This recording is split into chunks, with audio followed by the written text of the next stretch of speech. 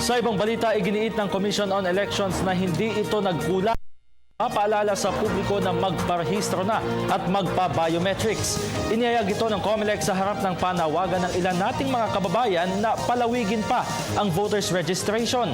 Samantala, magdadagdag naman ng tauhan ang COMELEC sa mga satellite registration sites para sa mas mabilis na transaksyon. May report si Ria Fernandez.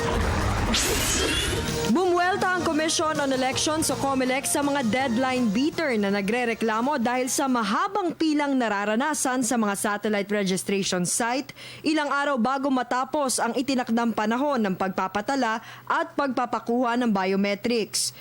As far as yung sitwasyon naman sa mga sa mga registration centers, kahit anong sistema na maayos, tinax mo siya beyond capacity, magkakaroon ka ng problema.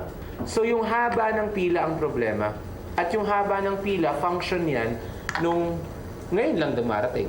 Batay sa kanilang time and motion study, 3 minuto ang itinatagal ng isang tao sa pagproseso ng kanyang registration at biometrics. Naglalaro sa 1 hanggang 3 ang Voters Registration Machine o VRM sa mga satellite registration site at bawat isa nito kayang mag-accommodate hanggang 250 aplikante. Kung susumahin, 750 minuto o 12.5 oras ang nakukonsumo para matapos ang aplikasyon ng ganoong karaming tao. Lagpas ito sa 12-hour shift ng COMELEC na 9 a.m. hanggang 9 p.m.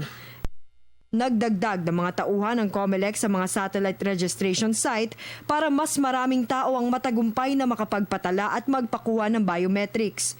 Hindi naman maaaring i-redeem ng mga aplikanteng nakapila, ngunit hindi na nakaabot sa huling oras ng registration ang kanilang priority number sa susunod na araw. We advise people to just come back the next day so that they're not wasting their time waiting for something that's never going to happen. But, again, it's a chance that they take.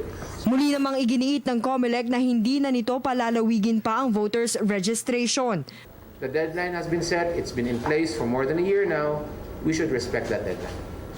Hanggang October 31 na lamang maaaring magpa-register. Magdala lamang ng valid ID na may kasalukuyan at mag-fill out ng application form. Samantala, bukas na ang aplikasyon ng COMELEC para sa local absentee voting. Sakop nito ang mga sundalo, pulis, miyembro ng media at iba pang kawani ng pamahalaan na magsisilbi sa araw ng halalan. May hanggang March 7, 2016 na mga ito para isumite ang mga kinakailangan dokumento sa COMELEC upang makaboto mula April 27 hanggang 29. Kung may tanong, makipag-ugnayan lamang sa COMELEC sa pamamagitan ng Facebook. Para sa Telebisyon ng Bayan, Ria Fernandez.